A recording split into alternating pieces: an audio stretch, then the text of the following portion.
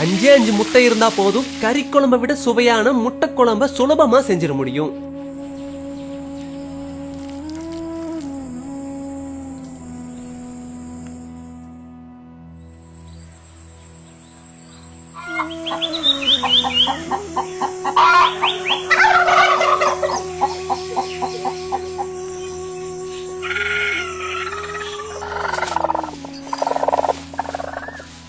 நாட்டுக்கோழி முட்டை குழம்பு செய்யறதுக்காக 5 நாட்டுக்கோழி முட்டையை எடுத்துக்குவோம்.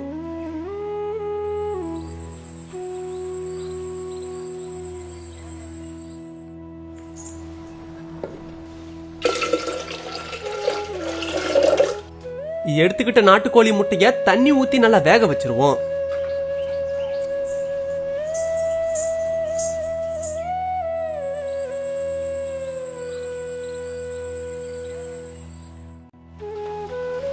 முட்டை இப்ப நல்லா வெந்துருச்சு.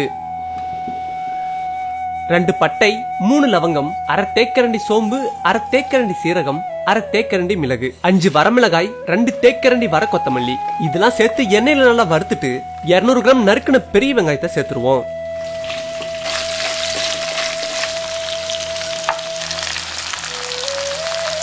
இப்ப உப்பு சேர்த்து வெங்காயத்தை நல்லா வதங்க விட்டுட்டு நம்ம வேக வச்சிருந்த முட்டைய உரிச்சு எடுத்துக்குவோம்.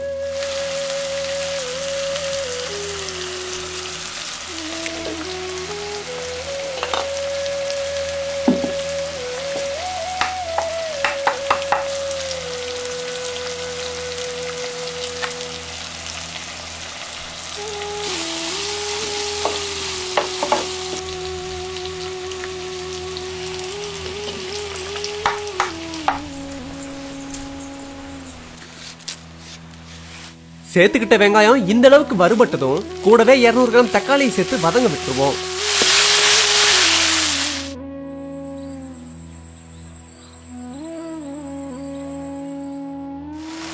தக்காளி வதங்கும் போதே தக்காளி கூடவே புதினாவையும் சேர்த்து வதக்கி எடுத்துருவோம்.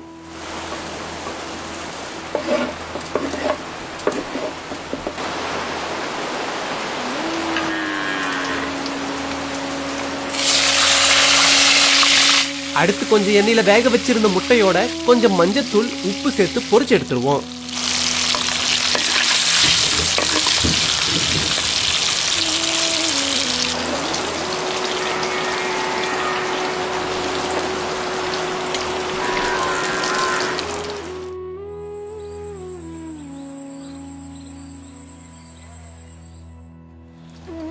இப்ப நம்ம வதக்கி வச்சிருந்த மசாலாவை அம்மியில வச்சு நல்லா நெகு நெகுன்னு அரைச்சு எடுத்துருவோம்.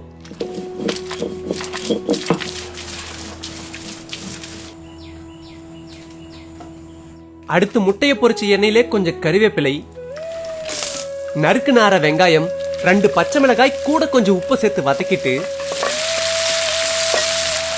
2 தேக்கரண்டி இஞ்சி பூண்டு விழுதையும் சேர்த்து நல்லா வதக்கிடுவோம்.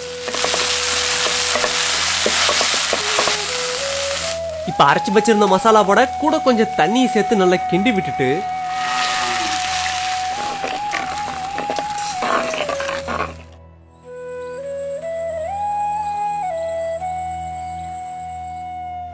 மசாலா ஒரு கொதி வந்து எண்ணெய் பிரிஞ்சு வந்ததும் நம்ம தயார் பண்ணி வச்சிருந்த முட்டையை சேர்த்துருவோம்.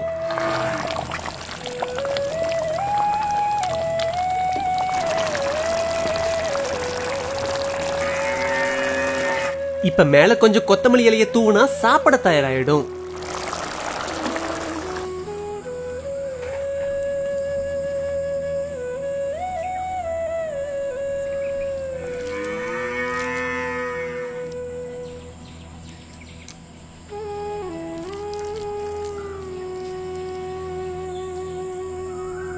இந்த முட்டை குழம்ப சோறோட பிசைஞ்சு சாப்பிட அவ்வளவு அருமையா இருந்தது. சோறு கூட மட்டும் இல்லாம சப்பாத்தி தோசை கூட சேர்த்து சாப்பிடவும் அருமையான ஒண்ணு.